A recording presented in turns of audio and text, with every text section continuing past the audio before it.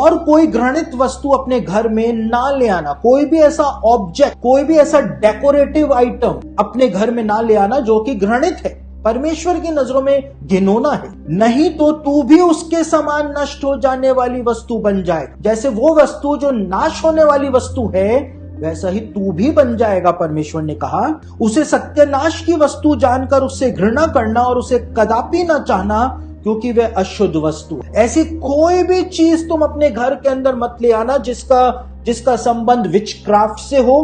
तुम V G board घर में मत ले आना जिससे दुष्ट आत्माओं से संपर्क किया जाता है, वो घृणित वस्तु है। तुम ऐसा कोई भी डेकोरेटिव आइटम मत ले आना। तुम डेथ वर्शिप का सामान मत ले आना। डेथ वर्शिप क्या होती है? खोपड़ी, इंसानी खोपड़ी, इंसान का जो स्कल होता है। कई सारे जवान जो आजकल है वो खोपड़ी वाली टी शर्ट पहन करके घूमते रहते। अब वो फैशन नहीं है, वो डेथ वर्शिप है, क्योंकि खोपड़ी जो होती है, स्कल जो होता है, उसको हमेशा मौत का प्रतीक माना जाता है। तो तुम घर के अंदर ऐसे मौत के प्रतीक मत रख लेना। साथ ही साथ कोई डेकोरेटिव आइटम, कोई प्रॉस्पेरिटी लाने वाला कि मेरे घर में खुशहाली आएगी, समृद्धि आएगी, ऐसा कोई आइटम मत रख लेना।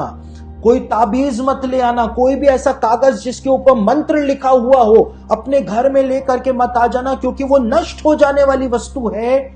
और अगर तू उसको घर में ले आया तो तू भी वैसे ही नष्ट हो जाने वाली एक वस्तु, एक ऑब्जेक्ट बन जाएगा। परमेश्वर ने कहा, आप अपने घर को टटोलिए, अपने घर को साफ करिए। आज हमारे घर को साफ करने का समय आ गया है। देखिए, कुछ ऐसी चीज तो नहीं है जो कि बाइबल के आधारित ना हो। डेरिक प्रिंस, जिसको इस प्लेनेट अर्थ के ऊपर सबसे बड़ा बाइबल टीचर माना जाता है, डेरिक प्रिंस ने अपनी किताब के अंदर इस बात को बताया था। डेरिक प्रिंस कहते थे कि मैं परमेश्वर का इतना महान दास था, हर जगह पूरी दुनिया के अंदर प्रचार करता था, लेकिन एक कमजोरी थी कि मैं डिप्रेशन का शिकार था। और मैं दूसरों के लिए प्रार्थना करता था, लेकिन वो कहते हैं कि मैं खुद ही डिप्रेशन का शिकार था। बार बार मुझको डिप्रेशन हो जाता था।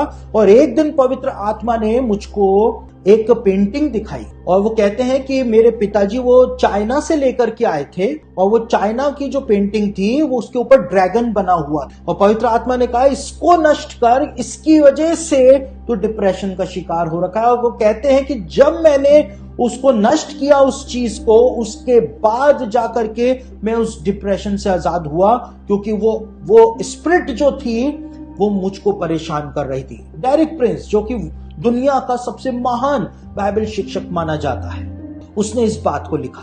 तो आप अपने घर को देखिए। प्रॉस्पेरिटी के लिए आपने कुछ रखा हुआ तो नहीं है कि मेरे घर में जब तक ये आइटम नहीं रहेंगे तब तक खुशहाली नहीं आएगी। कई सारे लोग घरों के अंदर अजीब अजीब प्रकार की चीजें सजा करके रखते हैं, जिसका संबंध शैतानवाद से होता है, जादू टोने से होता है, लेकिन वो मानते नहीं है उस बात। उन सब चीजों को बाहर निकालिए, उनको नष्ट करिए। और नष्ट कैसे करना है? फादर रिपर्जर जो है अपनी किताब के अंदर इस बात को कहते हैं कि सबसे पहले पानी को लेकर के ब्लेस करिए, और पानी को लेकर के ब्लेस करने के बाद, ब्लेस कैसे होगा उसके लिए प्रार्थना करिए कि प्रभु आप अपना सामर्थ्य इस पानी के ऊपर उंडेल दें। कई सारे लोग कहते हैं होली वाटर का कंसेप्ट बाइबल में कहाँ है? तो होली वाटर का कंसेप्ट बाइबल के अंदर पाया जाता है पुराने नियम के अंदर, गिनती की किताब में। पावन करने वाला जल के बारे में आप पढ़ लें तो समझ में आ जाएगा कि जब वो पावन करने वाला जल, वो होली वाटर जब अंदर जाता था तो पाप रिवील होकर के बाहर आता था। तो होली वाटर का कंसेप्ट बाइबल में है, ऐसा नहीं है कि बाइबल के बाहर की बात में आपको कुछ बोल रहा। तो फादर रिपर्जर कहते हैं कि सबसे पहले एक पानी को लेकर के ब्लेस करें, और उसके बाद वो जो भी ऑब्जेक्ट हो, चाहे डेकोरेटिव आइटम हो, चाहे कैसा भी हो, जो कि शैतानवाद से रिलेटेड हो या जादू टोने से रिलेटेड हो, समृद्धि से रिलेटेड हो, उसके ऊपर उसको छिड़क दें और उसके बाद उसको जला दें। और जलाने के बाद उसकी जो राख हो, उसकी राख ले जाकर के जमीन के अंदर गाड़। लेकिन बाइबल क्या कहती है? बाइबल में भी यही बात बताई हुई है। हम बाइबल तो पढ़ते हैं नहीं, इसलिए हमको कुछ पता है भी नहीं। कहां पर बताई हुई है? उत्पत्ति की पुस्तक उसका 35 अध्याय 2 से लेकर 4 वचन में भी यही प्रक्रिया बताई हुई है। और जब याकूब इस काम को करता है अपने मामा के यहां से आने के बाद, तो क्या लिखा हुआ है? उत्पत्ति 35 अध्याय 2 से 4। तब याकूब ने अपने घराने से और उन सब से भी जो उसके संग थे कहा, हमारे बीच में जो पराये देवता हैं उन्हें निकाल फेंको और अपने अपने को शुद्ध करो और अपने वस्त्र बदल डालो और आओ हम यहां से कूच करके बेतेल को जाएं। वहां मैं ईश्वर के लिए एक वेदी बनाऊंगा जिसने संकट के दिन मेरी सुन ली और जिस मार्ग से मैं चलता था उसमें मेरे संग रहा। सो जितने पराये देवता उनके पास थे और जितने कुंडल उनके कानों में थे, उन सबों को उन्होंने याकूब को दिया और उसने उनको उस सिंदूर वृक्ष के नीचे जो शकेम के पास है गाड़ दिया। यहां पे लिखा है वो सारी चीजें जो कि डिमोनिक थी उनको याकूब ने सबसे कलेक्ट कर लिया और उनको एक पेड़ के नीचे ले जाकर के गाड़ दिया।